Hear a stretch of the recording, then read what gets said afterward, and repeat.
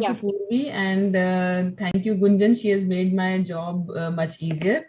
Now, after we have heard about the anterior segment imaging and now we have gone to the posterior segment imaging, I will be talking about that which machine do we prefer, either it's a GDX or the OCT for evaluation of glaucoma patients. So we know that the diagnosis of glaucoma has multiple facets and we have to do the gonioscopy, the pressure assessment, and still the gold standard remains a very careful assessment of the optic nerve head and the nerve fiber layer defects, and perimetry is still the gold standard for diagnosis of our glaucoma patients in majority of cases. But whenever we talk about the picking up glaucoma cases at asymptomatic stages, imaging modalities have actually added a new dimension to glaucoma management, and now we can visualize the optic nerve head, the nerve fiber layer, and the ganglion cell complex using these machines. Now, coming back to the topic, what is the dilemma whether we should go in for the GDX or OCT? And my question would be that is there a dilemma? I think it's a very clear-cut choice that OCT definitely scores over GDX, and I'll be quickly running through why I would prefer an OCT over a GDX.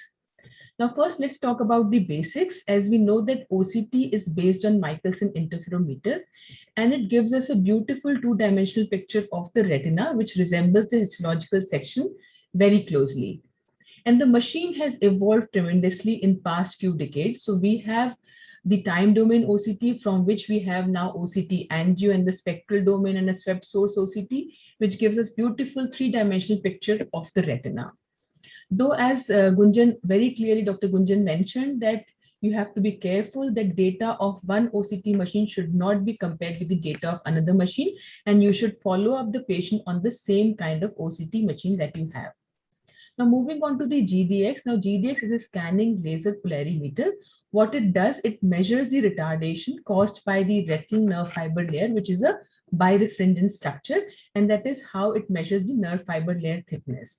Now, the GDX machine has again, it hasn't has seen too many evolutions. We had first the GDX machine, and then we had the GDX VCC, and now we have the GDX ECC machine.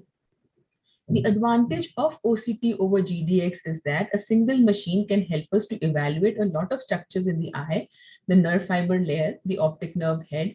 We can see the macula, we can see the ganglion cell complex. Also with the anterior segment OCT, you can evaluate the central corneal thickness, you can look at the angles, and also the bleb morphology in the postoperative period.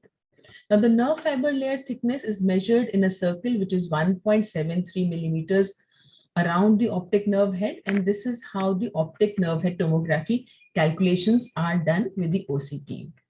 Now, as Dr. Gunjan mentioned, that the OCT printouts are beautifully color-coded. They are very easy to read and interpret. Whatever is in green is considered as normal.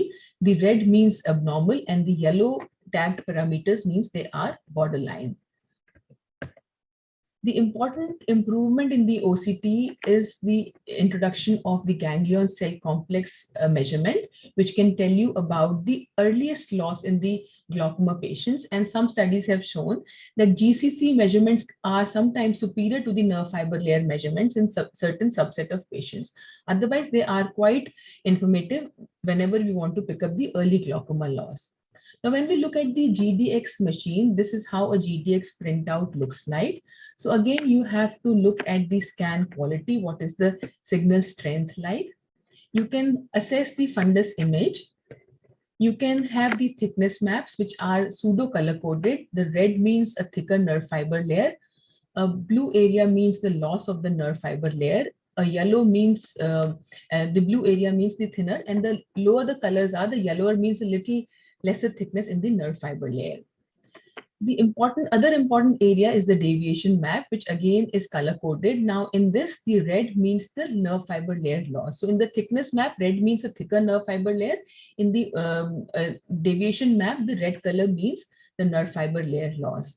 And again, you can have beautiful Tisnet curves, which gives you the comparison of both eyes along with the overlay on the normative database. The most important parameter that the GDX machine gives us is the nerve fiber indicator, which basically tells you about the focal and the diffuse nerve fiber layer loss. And if the nerve fiber indicator is more than 50 in number, it means the patient has a very thin nerve fiber layer and could be because of glaucoma. Now, when we talk about progression, both these machines can tell you about progression. OCT, you can do a sequential analysis of the nerve fiber layer thickness, and it can tell you if the graph is growing down or if the colors are changing, the glaucoma is progressing. And similarly, on GDX, you can have a progression analysis. But we have to remember that to err is human, and machines are also not perfect.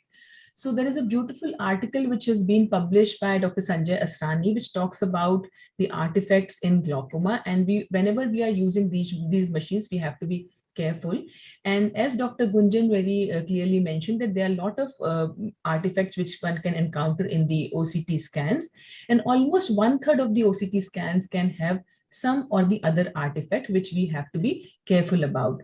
Now, these artifacts could either be in form of a red disease, which means a misdiagnosis or a false positive, or it could be a green disease. That means the machine is labeling that patient as a false positive or a false glaucoma patient. Now, red disease means patient does not have glaucoma, but the OCT looks red on the printout. The causes could be many. It could be an improperly acquired scan or coexisting anatomical abnormalities. Just to give you a few examples, if the signal strength is not properly acquired, the segmentation algorithm fails. In such a case, when you have a scan like this, please go back, reacquire a scan, do a proper focus, and you can see an abnormal scan converting into normal with the improved signal strength. So this is very, very important. Signal strength is a very important parameter in all the OCT scans. Now, moving on to the optic nerve head parameters, again, signal strength is important. Just to give you an example, now this was a glaucoma suspect with these kind of optic nerve heads in both the side. We went ahead, ordered an OCT, and we found that the optic nerve head parameters on the left side were totally abnormal as compared to the right side. Again, what we found that because of the poor signal strength, the RP endpoints were not properly detected. So again, you reacquire a scan, do a proper charting, and then you can see that the nerve fiber layer parameters, optic nerve head parameters were similar on both the sides. The other acquisition related defects, as Dr. Gunjan mentioned, could be because of movement, decentration, blinking, in which you can lead to loss of data. Vitreous opacities can again lead to loss of data. Patients who are high myopes, in these patients, the OCT cannot perform very well and can give rise to segmentation defect. The segmentation algorithm fails and you can have a red OCT despite the fact that patient does not have glaucoma.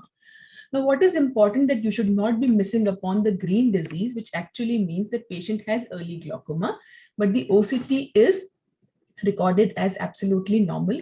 Now, this could happen if patient has very tiny focal defects. Now, these are missed on the global parameters. So you have to be very careful, and clinical assessment cannot be ignored in such patients. Now, again, with the younger individuals, when you are suspecting glaucoma in individuals who are less than 18 years of age, the printouts that you get are not color coded and you have to be careful.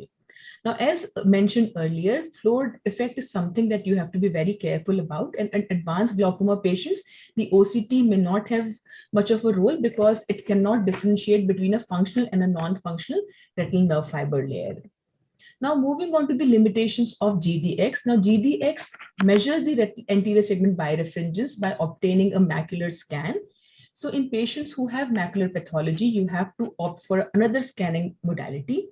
In patients who have large areas of peripapillary atrophy, again, you have to go in for a scan circle, which is larger in size.